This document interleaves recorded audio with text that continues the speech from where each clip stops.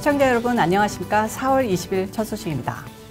도널드 트럼프 전 대통령을 수사에 기소한 맨하탄지검 검사 및 관계자들에 대한 공화당 연방 하원의 소환 및 청문회 계획에 제동이 걸렸습니다.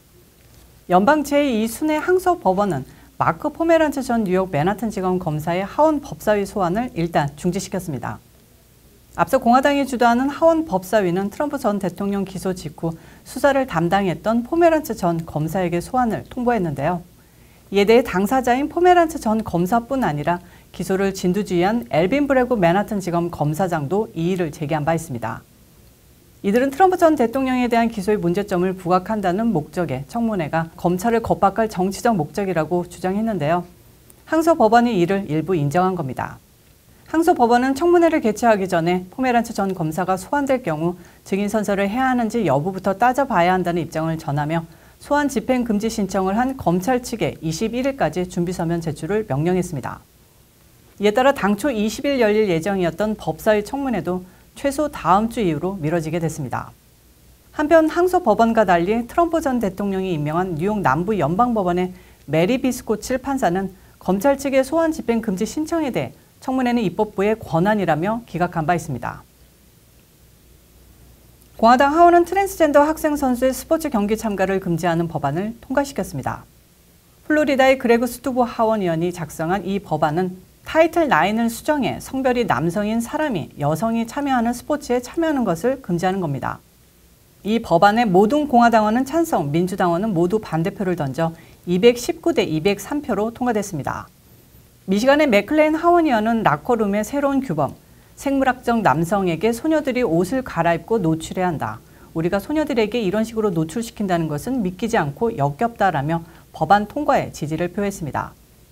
이처럼 트랜스젠더 학생 선수의 스포츠 경기 참가 금지를 두고 논란이 커지자 지난 6일 바이든 행정부는 신체 조건과 연령에 따라 출전 여부에 차등을 두자며 중지안을 내놓았습니다. 미 교육부도 트랜스젠더 학생의 출전을 일괄적으로 금지하지 말자며 학년이 올라가면서 남녀 신체 격차가 커지면 학교 측의 재량에 따라 출전을 결정하도록 제시했습니다. 백악관 측은 성소수자 아이들을 위해 맹렬히 맞서 싸울 것이라고 나오는 반면 공화당은 스포츠에서 생물학적 남성과 싸워야 하는 여성과 소녀들에게 기회를 뺏는 것이라고 맞서고 있습니다. 공화당주에서는 트랜스젠더 학생의 출전을 금지하는 법안을 잇따라 통과시키고 있습니다. 캔자스주는 유치원생에서 대학생 트랜스젠더의 출전을 금지하는 법안을 지난 3월 통과시켰고 인디애나주와 아이다호주에선 미성년자 성전환 치료를 금지시켰습니다. 미국은 학교 스포츠가 대학 등 진학의 관문으로 통하기 때문에 상당수 학부모들도 트랜스젠더 선수의 출전에 반대하고 있습니다. 인간의 우주에 대한 도전이 언제나 성공으로 귀결되는 것은 아닙니다. 세계 최고 억만장자 일론 머스크가 이끄는 우주기업 스페이스X, 20일 달 화성 탐사를 위해 개발한 대형 우주선 스타쉽의 첫 지구 궤도 시험 비행이 실패로 돌아가 우주선은 폭발해 추락했습니다. 다행히 무선 우주선이라 인명피해는 없었는데요. 스페이스X는 이날 동부 시각 오전 8시 33분 텍사스주 남부 보카치카 해변의 우주 발사 시설 스타베이스에서 스타쉽을 발사했습니다.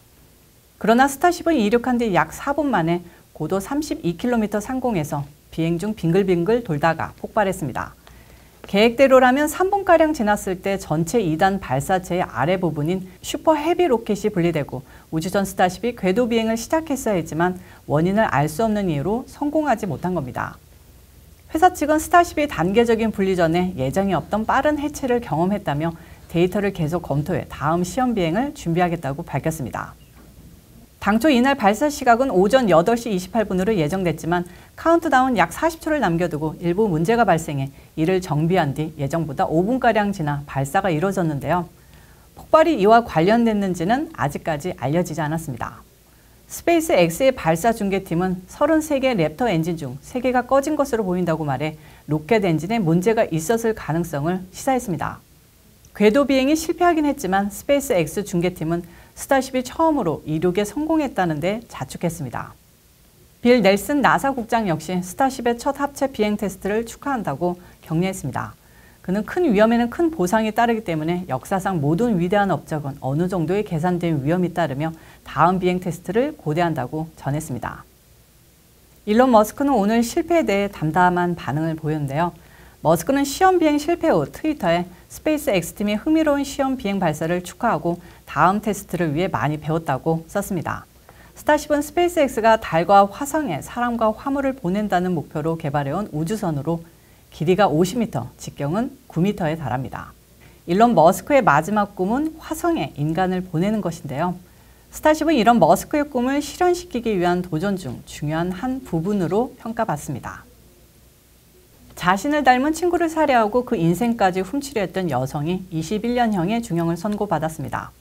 미국 뉴욕주 법원은 이 빅토리아 나시로바의 살인 미수 등의 혐의를 인정해 오늘 이 같은 중형을 선고했습니다. 35살의 미용사 출신의 올가 치빅이라는 여성을 살해하기 위해 나시로바는 치즈케이크에 강력한 진정제가 들어간 약을 뿌렸습니다. 나시로바는 치빅이 극단적인 선택을 한 것처럼 꾸미려 했다고 합니다. 치즈케이크를 먹었던 치빅은 구토하며 환각 증세를 보이다가 심장마비 직전까지 갔다가 구사일생으로 목숨을 건졌습니다. 그녀가 깨어났을 때는 나시로바는 치빅의 여권, 노동 허가증, 귀금속, 현금 등을 들고 달아난 상태였습니다. 수사당국은 나시로바가 본인과 닮은 치빅의 신분을 도용해 음모를 꾸몄다고 밝혔습니다. 두 사람 모두 비슷한 외모에 나시로바는 러시아인, 치빅은 우크라이나인으로 러시아어를 쓰기도 했다고 전했습니다. 결국 덜미가 잡힌 나시로바는 올해 2월 살인미수, 폭행, 불법 감금 혐의에 유죄 판결을 받았습니다. 47살의 나시로바는 러시아에서 50대 남성 살해 등 범죄 이력이 있었습니다. 그녀는 인터폴 수배를 받은 바가 있고 미국으로 도피해 데이팅 앱으로 만난 2명의 남성에게 약물 투여와 금품 갈취 등의 혐의로 기소된 바도 있습니다. 4월 20일 K나우 소식은 여기까지입니다. 시청해주셔서 감사합니다.